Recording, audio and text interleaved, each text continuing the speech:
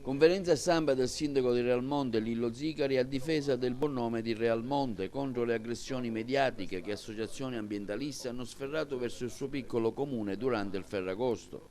Il nostro comune, afferma il sindaco, ha solo 2 vigili urbani effettivi e 2 ausiliari a 24 ore. Come si può controllare una zona della costa come quella di Realmonte di circa 10 km con così poche unità a disposizione? Ho partecipato anche alle riunioni in prefettura evidenziando al prefetto e alle altre forze dell'ordine che a causa della nostra carenza di personale era impossibile impedire gli accampamenti nelle spiagge e che avremmo solo potuto garantire la regolarità del traffico nelle zone di accesso alla statale. Sì, per difendere il buon nome di Realmonte, dei Realmontini, il senso di civiltà e di ospitalità dei cittadini di Realmonte. Io ritengo che noi con le forze che avevamo in campo e che abbiamo in campo, significa 2 vigili urbani, quindi il comandante e un sottoposto e 2 ausiliari del traffico, non potevamo fare più rispetto a quello che abbiamo fatto. Noi ci siamo occupati del presidio delle strade e dell'organizzazione del passaggio proprio delle macchine sulle strade.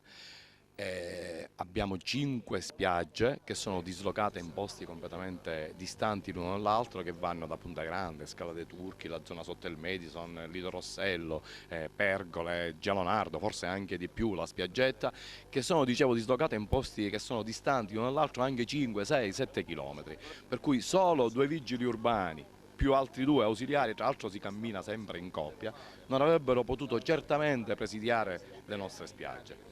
Devo dire però che nonostante questa presenza di molti ragazzi, noi abbiamo visto anche dei segni di civiltà. Quando abbiamo capito che le tende erano già montate abbiamo distribuito dei sacchi.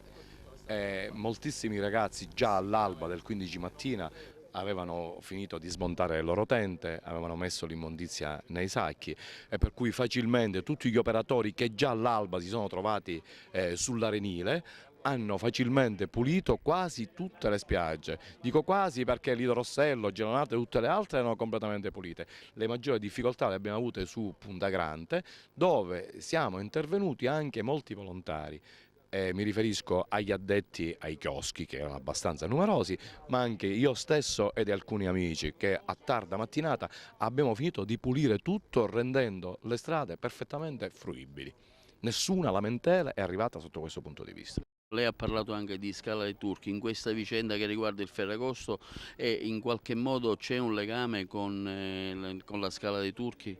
Noi sulla Scala dei Turchi è da un po' che ce ne occupiamo, praticamente io sono sindaco da più di 2 mesi, da circa 70 giorni e mi sono occupato di questa cosa da 70 giorni.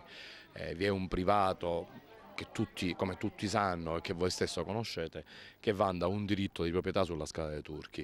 Ci ha fatto una richiesta precisa per la perimetrazione della Scala dei Turchi, dicendo tra l'altro che già aveva un accordo con un'associazione ambientalista per la gestione della Scala dei Turchi. Poi qualche altro, e mi riferisco proprio all'associazione ambientalista, ha manifestato più volte in maniera chiara sul web, con interviste e quant'altro, che vorrebbero gestire questo patrimonio attraverso il pagamento di un biglietto. Ora voglio dire, io non voglio mettere in connessione nessuna cosa, ma certo c'è da un lato questa pressione sulla Scala dei Turchi che ci riguarda e che ci interessa moltissimo, anche perché noi crediamo che la Scala dei Turchi sia patrimonio dell'umanità, non di un singolo proprietario, e che la gestione della stessa, che dovrà avvenire necessariamente perché il tutto va disciplinato opportunamente, deve passare attraverso ovviamente il comune di Realmonte che già la gestisce da tempo.